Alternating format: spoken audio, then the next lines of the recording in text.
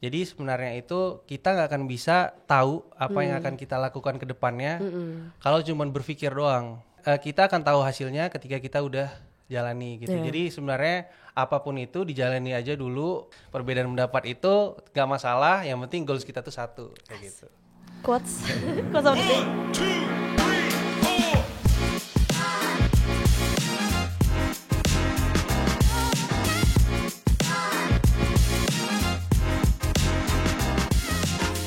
Berarti kakak ini dari dulu udah minatkah atau maksudnya kayak emang dari dulu ada pemikiran gue pengen buka usaha deh ntar kalau udah kelar kuliah atau apa?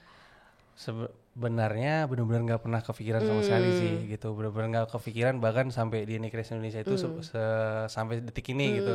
Karena dari kemarin itu waktu masih di bank kayak merasa ya bank itu keren lah gitu kan, ya dari sisi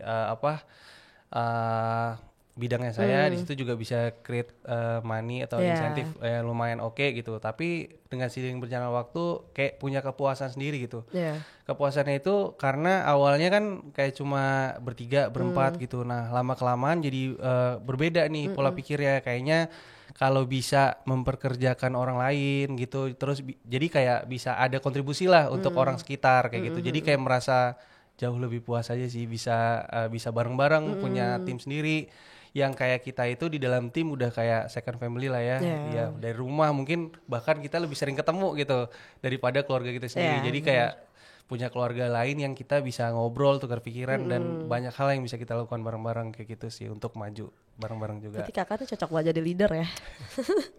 Berarti ada nggak, kan pasti ini nggak gampang dong ya kan. Pasti. Apa sih menurut kakak tantangan yang paling susah gitu menurut kakak? Karena untuk tantangan yang paling susah sih ngebangun DNA Kreasi Indonesia ini sampai sekarang sebenarnya karena kita itu nggak bisa menyenangkan semua orang kayak gitu kan. Yang pertama ketika kita untuk bisa bareng-bareng lebih maju ke depannya nggak semua orang suka gitu kan. Apalagi dulu kita kalau di sport itu mungkin 2019 cuma 3 atau 4 vendor gitu. Kalau sekarang mungkin udah ratusan kayak gitu kan. Di mana sekarang juga bisnisnya juga udah mulai berubah, banyak lah hal-hal yang udah kita create dan hal-hal itu kan nggak bisa menyenangkan semua orang kayak gitu. Nah yang penting gimana caranya bisa baik sama semua orang aja kayak gitu. Ya tantangannya adalah pasti di luar sana banyak yang membicarakan ya small world lah ya sebenarnya gitu. Ya di dunia fotografi apalagi di sport itu benar-benar small world banget. Jadi ya banyak hal yang ada like and dislike. Tantangannya itu teman-teman fotografer di luar juga pasti ada beberapa vendor-vendor lain yang nggak suka atau segala macam. Jadi kayak kita gimana caranya ya tetap baik sama semua orang. Terus paling ya seperti itu aja sih untuk tantangannya sebenarnya. Ini kantornya di mana sih kak? Holdingnya itu di Pondok Indah Office Tower 2, tapi workshop kita itu di Pondok Cabe. Gitu. Oke. Terus ini kan nggak kecil nih kata kakak. Berarti ini ada timnya tuh ada banyak ya? Berarti Ada. banyak banget. 38 orang kayaknya untuk perusahaan sekecil kita itu cukup banyak. Lumayan sih ya, itu lumayan.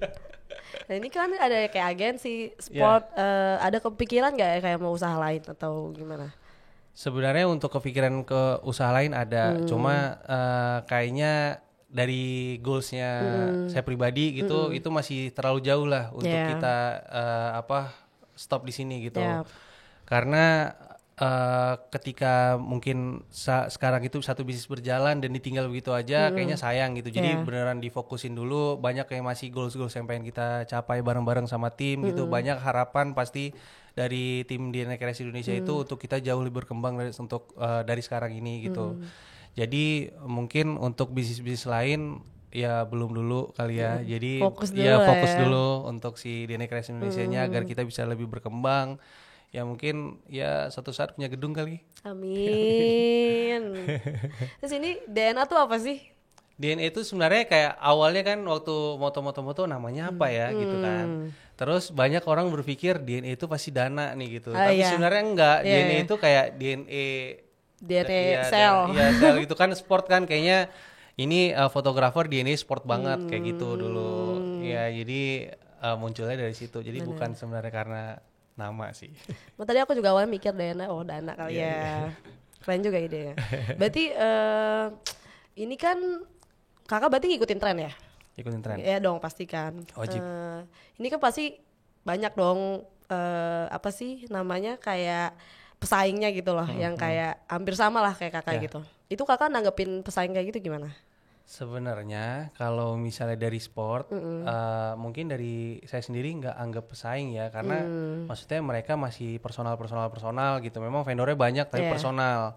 Nah sementara kan di e-sport ini udah berbadan hukum dan pastinya kita punya kelebihan dan kekurangan masing-masing lah gitu. Kalau misalnya mereka personal mungkin lebih santai atau SOP-nya nggak terlalu kuat kayak kita gitu. Kalau di DNA Sport sendiri atau DNA Kreasi Indonesia ini udah sangat matang di situ gitu. Dan juga pasti ngikutin dari yang tadi yang update segala macam kan. Nah dari tren ya kita pasti ngikutin. Trennya itu bukan cuma sekedar apa yang lagi keren sekarang atau lagi trending sekarang, tapi juga kita ngikutin dari teknologinya kayak gitu. Karena sebenarnya banyak agensi mungkin di luar sana atau production house itu yang saya tahu nggak semuanya punya alat gitu. Nah kalau kita semua alhamdulillah sampai sekarang dari dulu saya sendiri pribadi nyari project itu bener-bener kalau ada rezeki kita buangnya ke alat gitu. Karena menurut saya emang bisa ketika kita ada project kita sewa misalnya dari yang beberapa banyak lah sekarang untuk sewa alat itu. Karena menurut saya itu ketika kita punya aset gitu dan punya tim in-house semua, walaupun nggak ada kerjaan, jadi tim saya itu bisa jadi lebih produktif gitu karena punya alat-alat sendiri gitu kan. Nah di luar dari kita harus mengupgrade diri, misalnya lebih kreatif lagi atau segala macam, namun teknologi juga setiap tahun juga harus upgrade gitu. Jadi gimana caranya DNA itu bisa tetap memberikan yang terbaik dari sisi tim kreatif, dari sisi ide-ide yang selalu out of the box dan juga didukung dari teknologi.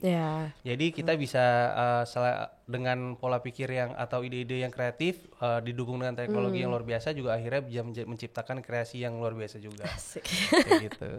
Berarti ini kan pasti dong nggak selalu satu pemikiran dong sama tim. Nah, pernah nggak kayak ribut gitu sama timnya? Maksudnya nggak ribut sih, kayak kan karena kita nggak bisa nge-expect orang buat satu pemikiran dong sama kita. Nah itu kakak cara menghadapinya gimana? Seru sih sebenarnya, seru.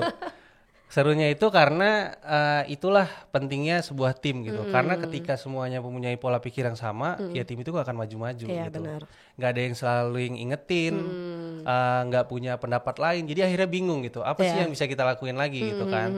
Nah serunya itu di tim mereka punya pikiran sendiri, punya pendirian sendiri. Dan gimana caranya 38 orang ini bisa punya pemikiran sama itu kan nggak mungkin gitu. Jadi ya kita harus ada pendekatan emosional sesama tim gitu. Terus sering diskusi, ada weekly meeting gimana untuk jadiin DNA Kreasi Indonesia ini jauh lebih baik kayak gitu. Ya perbedaan pendapat itu hal yang biasa. Cuman gimana caranya kita bisa menanggapi, gimana caranya kita bisa menemukan win-win solution, dan gimana caranya goals kita itu harus satu gitu, yaitu membuat DNA Kreasi Indonesia ini jauh lebih maju daripada sekarang ini. Cuman itu aja sih goalsnya. Jadi perbedaan pendapat itu gak masalah, yang penting goals kita tuh satu kayak gitu. Quotes of the day. Pernah nggak kakak ragu pas awal-awal buka nih? Kan pasti kan banyak nih orang kayak gue udah bikin bisnis nih, terus tiba-tiba di tengah-tengah jalan kayak gue nggak cocok deh sama bisnis ini. Kayak gitu kakak pernah ngerasain kayak gitu kak?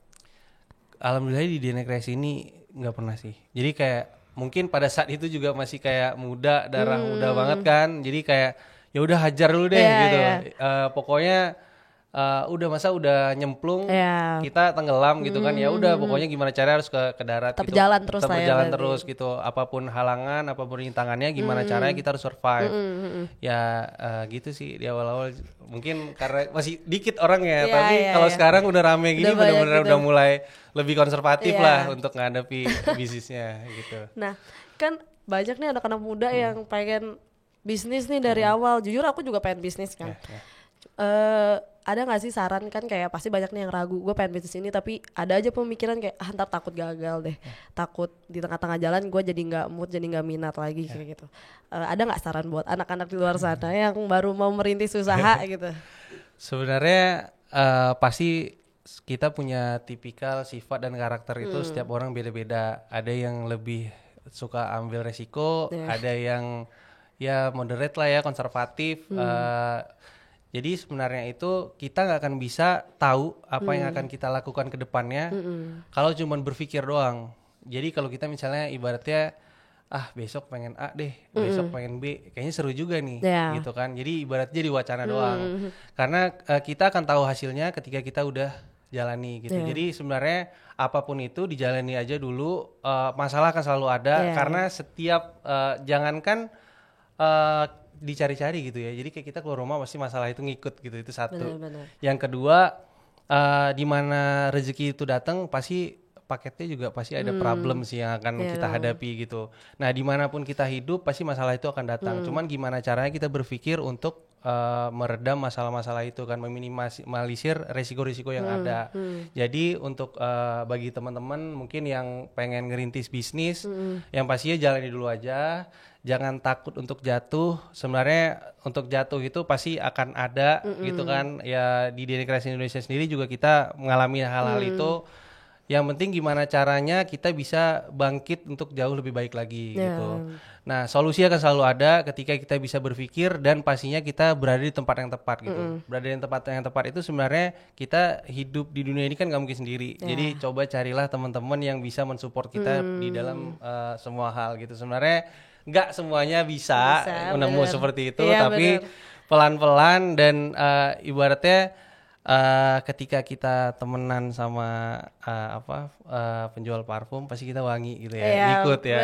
Ya jadi cobalah cari teman-teman yang bisa benar-benar mensupport kita gitu. Gak perlu banyak. Jadi benar-benar cuma ya buat apa 20-30 orang, tapi ya kalau kita butuh ya nggak ada juga gitu kan. Mendingan kita temenan 1, 2, 3 orang tapi selalu mensupport kita. Sama lah kayak mungkin belajar dari pengalaman saya bangun di Kreasi Indonesia ini cuma bertiga. Ya karena perbedaan pendapat satu orang ya udah bikin sendiri atau yang lain lah gitu, udah nggak sama saya lagi. Tapi 2 orang ini sampai sekarang itu jatuh bangun kita bareng-bareng. Apapun yang saya lakukan itu disupport gitu kan. Nah teman-teman seperti itulah yang kita butuhin sebenarnya. Jadi kita selalu mendapatkan masukan-masukan yang baik, masukan-masukan yang membangun untuk bisa menjadi lebih baik lagi kayak gitu. Harus saling support lah ya. Emang banyak sih teman-teman yang kayak gitu, yang kayak di awal support di belakang kayak gitu ya, banyak ya. Ya zaman sekarang. No comment. Oh ya Kak, aku mau nanya nih. Sebenarnya kan orang tuh biasanya rata-rata mau mulai usaha tuh yang paling utama nih sebenarnya penghalangnya tuh pasti modal. Nah buat Kakak itu tuh modal tuh ngaruh banget gak sih buat usaha? Ya ngaruh banget sih. Ngaruh banget modal. Ya ngaruh banget lah. Ngaruh banget. Soalnya kan banyak orang yang kehalang emang gak gara modal gitu kan. Aku mau nanya nih Kak, menurut Kakak tuh kan gini Rupiah Cepat perusahaan fintech nih ya. Menurut Kakak fintech itu gimana sih? Fintech itu sebenarnya kalau dari sudut mata saya memandang sebenarnya kalau misalnya kita bisa menciptakan kebutuhan dan itu di dalam yang produktif, mungkin bagi teman-teman yang pengen mulai usaha gitu atau UMKM mungkin ini jadi kayak pilihan yang tepat lah ya untuk melihat sisi pandang positifnya fintech. Walaupun kan banyak sebenarnya di luar sana yang berpikir berita-berita isu yang kurang baik kayak gitu, sebenarnya ya mungkin itu pasti kesalahannya ada di personalnya lah gitu. Tapi balik lagi ke personalnya, ke individualnya gitu. Namun kalau kita bisa memandang fintech ini menjadi suatu hal yang positif, misalnya contohnya kita butuh modal atau segala macam dan pinjamannya itu bisa diputar dan menjadi suatu hal yang positif, akhirnya kita bisa melihat fintech ini sebenarnya suatu hal yang positif kayak gitu. Karena produktivitas itu yang dibalik lagi dilihat kayak gitu. Benar. Oke teman-teman, sebenarnya dari podcast ini tuh banyak banget pelajaran yang bisa aku dapetin dan semoga teman-teman yang nonton juga bisa dapat banyak pelajaran ya. Karena banyak yang mau mulai usaha nih cuman kayak ragu-ragu atau apa. Jujur aku juga pengen bikin usaha ya. Jadi kayak aku ngobrol sama Kak Dana ini jadi dapat banyak pelajaran. Aku harus ngapain dan lain-lain. Terima kasih ya Kak atas waktunya. Terus makasih juga buat teman-teman yang udah nonton. Tetap pantau akun sosial medianya Rupiah Cepat, ada di bawah ini ya guys. Jadi kalau mau ada keluhan atau ada saran dan lain-lain boleh kontak gue guys. Dah guys, terima kasih.